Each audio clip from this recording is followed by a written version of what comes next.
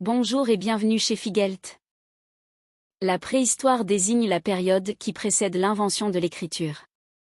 Elle commence avec l'émergence des premiers hommes, il y a 3 millions d'années, et se termine avec le début de l'Antiquité, vers 4000 avant Jésus-Christ.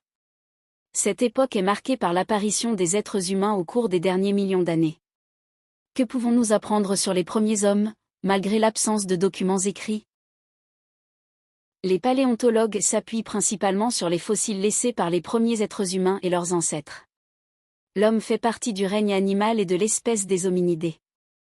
Le plus ancien hominidé est apparu il y a 7 millions d'années, menant à l'émergence des hommes.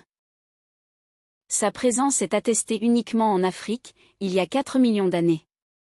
L'homme apparaît et évolue progressivement au fil du temps. L'Homo habilis, 2 millions d'années, se distingue par sa fabrication des premiers outils.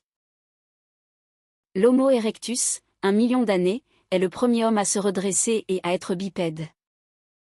L'Homo sapiens apparaît il y a 300 000 à 200 000 ans. Il s'est écoulé près de 200 000 ans entre l'émergence de l'Homo sapiens à l'est de l'Afrique et la découverte de l'Amérique, dernier continent occupé pendant la préhistoire. Il s'agit d'une longue migration humaine. Afin de retracer ces mouvements, les chercheurs utilisent les vestiges humains, comme les campements, les habitats et les objets artisanaux retrouvés en Asie, en Océanie et en Amérique. Il y a environ 120 000 ans, l'homme quitte l'Afrique en passant par l'isthme de Suez. Il s'installe à partir du Proche-Orient en Europe, en Asie du Sud-Est et en Australie. L'Amérique est le dernier continent où l'homme s'installe. Leur arrivée sur ce continent, séparé des autres par les océans Pacifique et Atlantique, a été expliquée par la dernière ère glaciaire, il y a plus de 15 000 ans. Les hommes ont ainsi pu franchir le détroit de Bering gelé, qui sépare l'Asie de l'Amérique. Le Paléolithique est la période allant de 3 millions d'années à la révolution néolithique vers 8000 avant Jésus-Christ. Cette période est connue sous le nom d'âge de la pierre taillée. Comme cette période est très longue, il est difficile de trouver des ressemblances entre la vie des premiers hommes préhistoriques et l'espèce actuelle de l'Homo sapiens. Mais quelques caractéristiques se démarquent, les premiers êtres humains étaient des chasseurs, des cueilleurs et des pêcheurs, se déplaçant selon les ressources à leur disposition.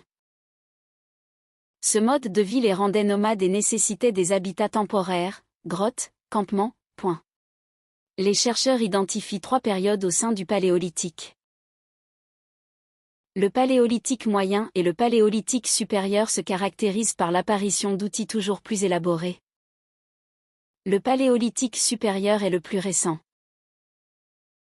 En même temps, de nouvelles pratiques apparaissent, comme l'enterrement des morts, environ 300 000 ans avant Jésus-Christ, et le développement des arts au Paléolithique supérieur. On trouve des peintures, des gravures, des statuettes, des parures et des objets artisanaux à travers tous les continents. La grotte de Lascaux, en Dordogne, est l'un des sites les plus remarquables de l'art pariétal, avec de nombreuses peintures datant de 15 000 ans. Merci pour votre attention. Et à bientôt chez Figelt.